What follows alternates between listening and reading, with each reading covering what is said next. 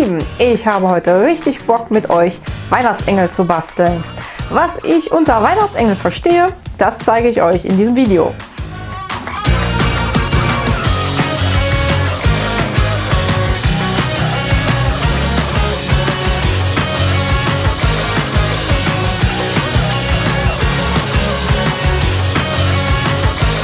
Ja, hallo und herzlich willkommen bei Verkunstet. Bevor wir mit unseren Engelchen starten, hier einmal der Hinweis, lasst mir bitte ein Abo da und gebt der Glocke einen mit, damit wir definitiv uns jede Woche einmal sehen, wenn wir hier ein Video hochladen. Ja, ich hatte gesagt, ich würde gerne mit euch Engelchen basteln. Engelchen jetzt nicht richtig ausgeprägt mit Gesicht und richtigen Flügeln und Pipapo, sondern eher etwas schlichter, einfacher. Ich zeige euch heute einfach mal ein paar Modelle oder ein Modell, wie ich es mir vorstellen könnte, einen Engel zu bauen. Und was wir alles dafür brauchen, das zeige ich euch in der Materialliste. Was brauchen wir alles? Ich habe jetzt hier schon mal meinen Korpus hingestellt. Das ist ein Stück Holz, das habe ich von meinem Schreiner geschenkt bekommen. Das hat die Maße einmal 70×90. Ob ihr ein anderes Maß nehmt, das müsst ihr selber entscheiden, was ihr vielleicht so an Holzresten zu Hause liegen habt. Das, wie gesagt, habe ich jetzt hier bei mir gerade vorrätig im Haus. Dann brauche ich einmal was für den Kopf. Da gebe ich euch jetzt einfach mal so 3 Anregungen mit. Möglichkeit Nummer 1, ich habe mir zum Beispiel hier so eine Kugel gekauft in einem ja, Blumenladen, nennen wir es jetzt mal so. Der hat auch ganz viele Dekoartikel, relativ preiswert. Ich fand das sehr schön hier mit diesem silber geprägten Muster hier auf dieser Kugel und habe gedacht, naja, so also für 1,50 € nimmst du es einfach mal mit. Die habe ich auch schon verarbeitet, wie das dann ausschaut, das zeige ich euch gerne gleich. Dann für die Leute, die sagen, ja, sehr schön, kann ich jetzt nicht verwenden, gibt es noch eine andere Möglichkeit. Und zwar die Styroporkugeln, die bekommt ihr in jedem handelsüblichen Bastelladen. Zum Beispiel auch Teddy hat die momentan en masse bei sich in den Krabbelkisten liegen. Die sind relativ preiswert, da könnt ihr alles mitmachen, die könnt ihr anmalen, die könnt ihr ansprühen. Da könnt ihr aber auch euch Modelliermasse kaufen und ein Gesichtchen raus formen. Das geht also alles auch. Dann auch eine Möglichkeit, die hatte ich mir jetzt überlegt, weil ich hier von diesen Kugeln, ihr kennt sie, dies ist eine einfache Christbaumkugel, unheimlich viele habe. Und bei uns gibt es halt keinen Weihnachtsbaum, weil ich das ehrlich gesagt nicht so gut finde, wenn wir hier dauernd irgendwelche Bäume kappen und uns ins Wohnzimmer stellen und dann im Januar wegwerfen. Ja, also ganz viele Kugeln habe ich und ja, wegwerfen muss man es auch nicht. Das hier ist wohl Plastik. Also, wenn ihr solche Kugeln habt, ist das super, weil ihr könnt in diese Kugeln gefahrlos ein Loch reinbohren. Ich habe das schon ausprobiert, ich zeige es euch gleich. Ich habe das hier, das habe ich mir hier schon hingelegt, um es euch schon mal auch zu zeigen, womit ich die Löcher gemacht habe. Dieses Tool zum Bohren benutzt und die Kugel ist wirklich heile geblieben. Solltet ihr Kugeln aus Glas haben, ich weiß nicht, ob das funktioniert, ich denke eher nein. Und da wäre ich auch echt vorsichtig, weil die Dinger, wenn die kaputt gehen, die splittern und da könnt ihr euch echt böse mit verletzen. Also wirklich auf achten. Aus Plastik sollte es sein. Das dazu. Mit Sicherheit fallen euch da noch andere Möglichkeiten ein, woraus ihr einen Kopf machen könnt. Das sind jetzt mal meine Vorschläge zu dieser ganzen Geschichte. Dann müssen wir noch irgendetwas nutzen, um die Flügel aufzubauen. Ich habe mich dazu entschieden, hier diesen Hobbydraht zu benutzen. Ihr seht hier, der ist relativ dick. Da gibt es viele Farben in Gold, in Bronze, in Grün. Also ich finde, das ist eine super Auswahl. Die habe ich bei Action bekommen, die kosten nicht viel und ich benutze den sehr gerne, weil er ist super weich, also lässt sich leicht biegen, kann man auch mit den Kindern gut arbeiten und lässt sich auch gut schneiden. Damit kommen wir dann auch, was brauche ich, um das zerschnitten zu kriegen. Ich habe hier eine Blechschere liegen und da das hier ein relativ weiches Material ist, geht es mit dieser Art von Schere gut. Ansonsten müsstet ihr bitte einen Seitenschneider nehmen, weil sonst ihr macht euch die Scheren kaputt. Benutzt bitte nicht die Haushaltsscheren. Ja, dann habe ich noch einen Wickeldraht für Blumen, also Blumendraht habe ich hier liegen. Ich habe eine normale Schere hier liegen. Ich habe einen Bleistift, einmal zum Abmessen mein Geodreieck. Das Tool habe ich euch gerade eben schon gezeigt. Das brauchen wir einfach, um die Löcher vorzubohren. Und nachher, um dem Engelchen ein bisschen was an, ja, um Wärmemantelung zu geben, habe ich mich hier wieder für meine Wolle entschieden.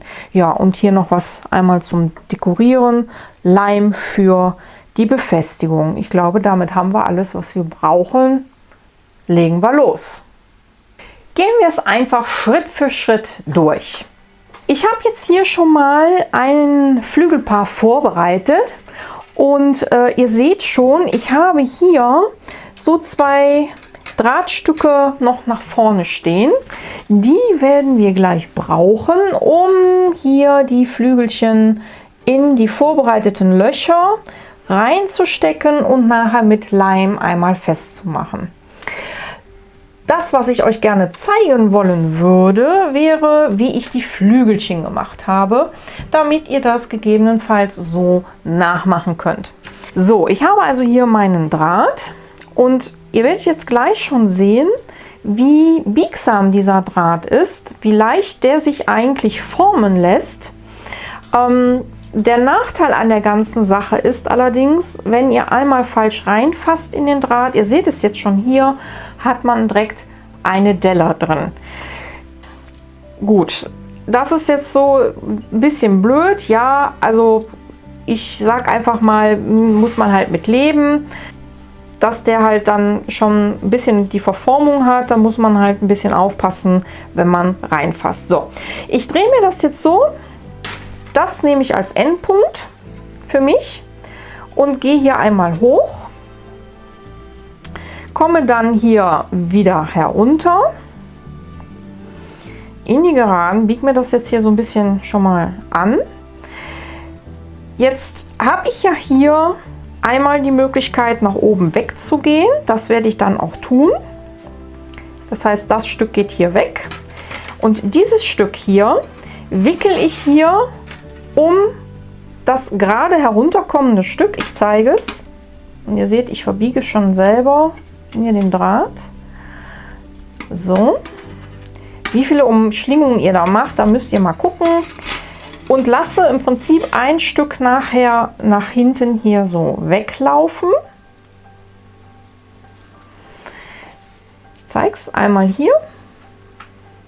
Das wird nachher das Stück sein, was ich dann in den Korpus hineinführe und mit dem Leim festmache. Dann habe ich ja hier noch das andere Stück. Das führe ich dann hier oben herum.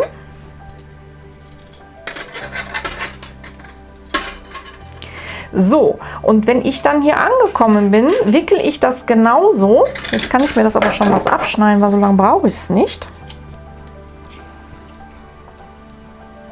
Sagen wir ungefähr mal hier und ihr seht, das geht ganz leicht. So, dann gehe ich hin und wickel mir den Draht hier einmal drumherum. Auch da gucken, wie viel ihr einmal umschlingen wollt. Ihr seht, man kann es alles wieder gerade ziehen und dann das Ganze hier nach vorne. Das kann man gleich noch, werde ich gleich noch passend einkürzen und fertig wäre der Flügel. Ihr seht, das ist relativ einfach. Ja, das dann nachher kürzen und dann kann man das in den Korpus hineinstecken. Okay. So, jetzt seht ihr schon, ich habe in die vorbereiteten Löcher, die habe ich mir natürlich vorher ausgemessen, hier die Flügel befestigt. Ihr seht mit Leim, der trocknet jetzt so ein bisschen. Ich drehe es mal, dass ihr es hier ein bisschen sehen könnt. Jetzt kommen wir mal zum Kopf. Ich habe mich hier für meine Christbaumkugel entschieden und habe hier oben ein Loch hineingebohrt. Ich weiß nicht, ob man das jetzt so gut erkennen kann. Dieses Loch habe ich im Prinzip ganz normal gesetzt, habe da diesen biegsamen Draht, weil ich wollte gerne einen Heiligenschein haben, mit Heißklebe festgemacht. Ihr seht, ich würde jetzt nicht dran rumrütteln, weil die ist ja nun mal hohl und da ist nichts Festes dran. Aber für diese Zwecke hält es relativ gut. Dann habe ich mir hier an beiden Punkten außen ein Loch reingemacht, um hier so ein bisschen Draht reinzustecken, um eine Art Haar zu imitieren. Mir reicht das jetzt so. Man kann natürlich auch noch mehr Draht daran setzen. Das überlasse ich euch, ob ihr sagt, ich hätte da gerne mehr. Man muss auch kein Loch da noch zusätzlich bohren. Ich habe es jetzt gemacht. Damit wäre mein Kopf fertig. Gut, jetzt müssen wir das Ganze natürlich hier einmal wieder auf dem Block aufbringen. Dazu mache ich mir hier unten den Aufhänger, die Aufhängevorrichtung zunutze, die ich hier noch habe. Ich habe entsprechend hier in das Holz ein Loch gemacht. Ihr seht es schon hier oben. Habe das natürlich auch so ausgemessen, dass es schön mittig ist. Das heißt, ich werde da jetzt schön mir meinen Holzleim reinsetzen und dann die Kugel da reinstecken.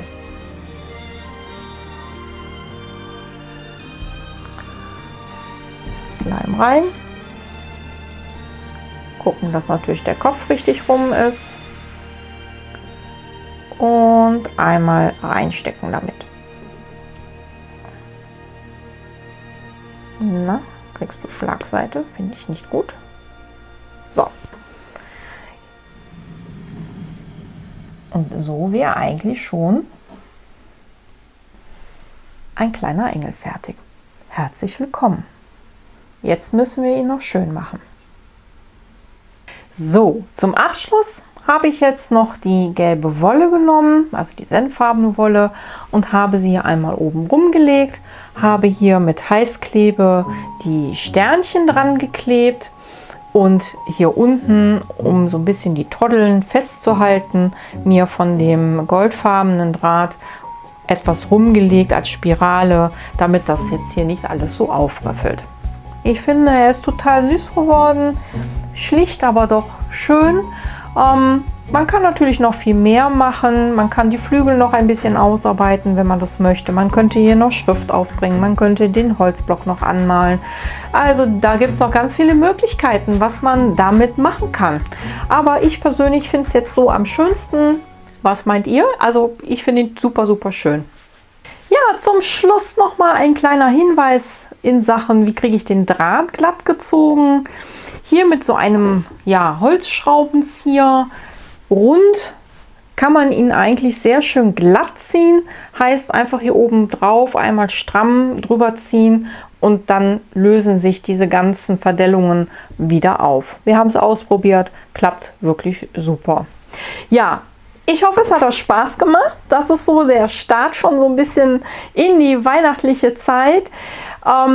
Ich hatte sehr viel Freude daran, diese Engelchen zu machen, weil ich finde, irgendwo braucht jeder irgendwie einen Engel bei sich zu Hause. Die bleiben auch hier nicht bei mir. Die finden demnächst ein sehr schönes Zuhause. Die Personen wissen noch nichts von ihrem Glück. Ich hoffe, sie freuen sich über dieses kleine Geschenk. Ja, mir bleibt an dieser Stelle nichts weiter zu sagen, als lasst mir ein Abo da, darüber würde ich mich sehr freuen. Gebt mir einen Daumen rauf, dass es euch gefallen hat, heute wieder hier bei mir bei Verkunstet. Ja, gebt der Glocke eine mit, damit wir uns definitiv auch nächste Woche wiedersehen. Habt bis dahin eine schöne Zeit. Tschüss zusammen.